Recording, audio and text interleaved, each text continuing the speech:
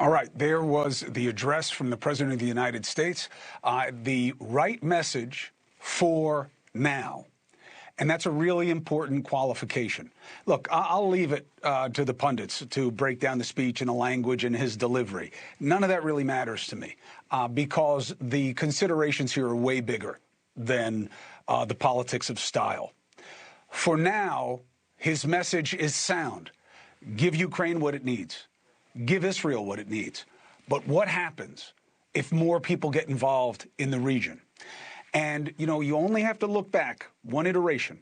In the 80s, I remember it so well. I was just a teenager, but my father had just become governor of New York. And he was, you know, obviously world events were a really big deal. So America is part of a peacekeeping force in Lebanon, all right, which was going through kind of a similar thing of what we're seeing right now. Now, again, Israel is unique, but just hear me out.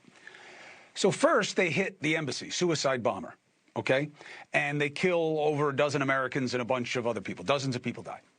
They move them into this cement barracks, okay? Then a truck organized by Hezbollah gets driven in and explodes and kills more Marines than at any time since Iwo Jima. Okay? It was a frightening moment. I remember my father's concern that this is it. We're going to have to go in now. Cooler heads prevailed because of the cost that it would have meant if America... Now, people will say, no, there was 150 reasons, and here's what it was. Look, they killed over 200 American service members. It was the most Marines since Iwo Jima. But America did not go in full scale into that region. Why? Because they were smart enough to know you never get out.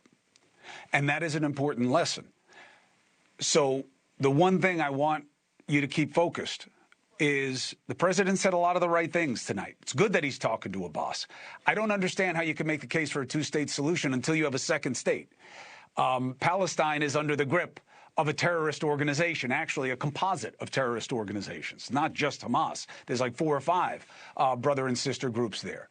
Until that is done, they can't be a sovereign state that operates with any kind of democratic principles. So how do you make that happen without a full-scale invasion that has all this collateral problem that I talked to you about before?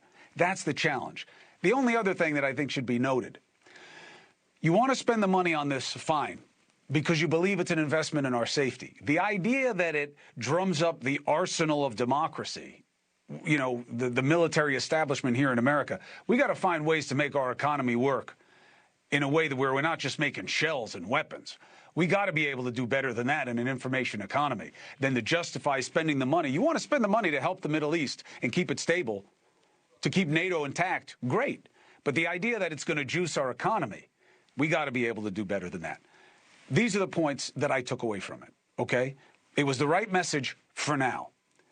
But what happens in the Middle East is going to be umbilically tied to us here at home. Do not think it is a world away. Now, in terms of the political implications and how this will play and what it'll mean, I'll bring in a better mind. NewsNation's political editor, Chris Stirewalt. Thank you, my brother, for making the time and running away from your family to help me out here tonight. Thank you for doing it. What's your take? Well, it's a big night, and this was a really important message. It's funny that you mentioned what you did. I thought about the Beirut embassy bombing myself, and I thought about Ronald Reagan's response, which was to pull out of Lebanon, and after pulling out of Lebanon, sent the USS Iowa off the coast and shelled the Bekaa Valley with one shell for every Marine that was killed in that attack. Finding the right balance of force versus presence, and how much can you support, how much can you stay away. This stuff is really challenging, and the events that will unfold in the coming months will determine the course of future history in profound ways. What I took away from this politically was Joe Biden has come into himself. This has been a good period for Joe Biden. I wondered, can he handle this moment? This is the toughest stage in world politics. There is nothing that has more power, but there's also nothing that comes with more risk than an Oval Office address. And I think he did it. There were some stumbles, there were some stutters. It wasn't all clean, but as you said, the message was clear, and he seemed like he was up to the task. So I think Joe Biden had a very good session in a very difficult spot. Hey, thank you for watching. Please go to newsnationnow.com, newsnationnow.com, and you can find News Nation on your television provider. And don't forget to click the red subscribe button down below. Then you will get more of News Nation's fact-driven coverage.